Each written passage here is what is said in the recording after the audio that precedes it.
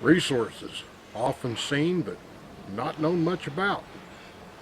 Today we're going to talk about trees, like that one.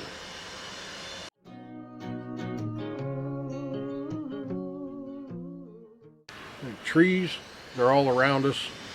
People see them every day, and generally they have no idea how to gauge them as a resource.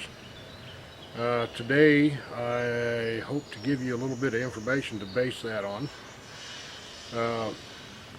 This pine right here is about a half a cord of wood, but people don't know how to guess that, nor do they know how to estimate the resources they have over an area of a wooded lot, and we'll cover that.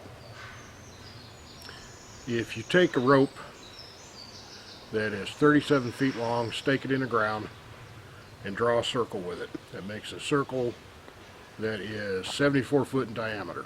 That is 1/10 of an acre in size.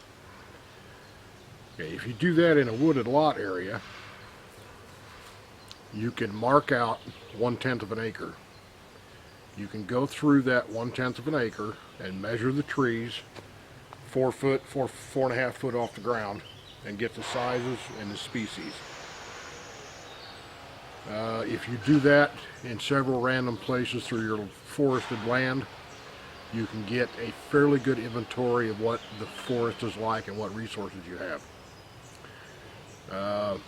Down below I've included a link from the University of New Hampshire on estimating firewood. 16-inch tree like this is about a half a cord. If you have one of these for every circle you draw, that means you have a half a cord of wood per 1/10 of an acre.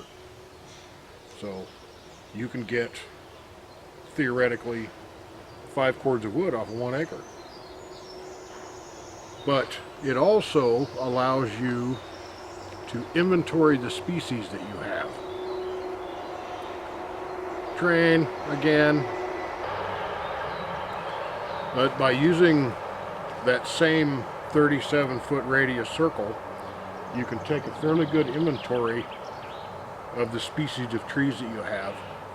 And if your woodland area is fairly homogeneous, it gives you a great overlook of what resources you have there. It also will give you an idea of the sustainability factor and usage.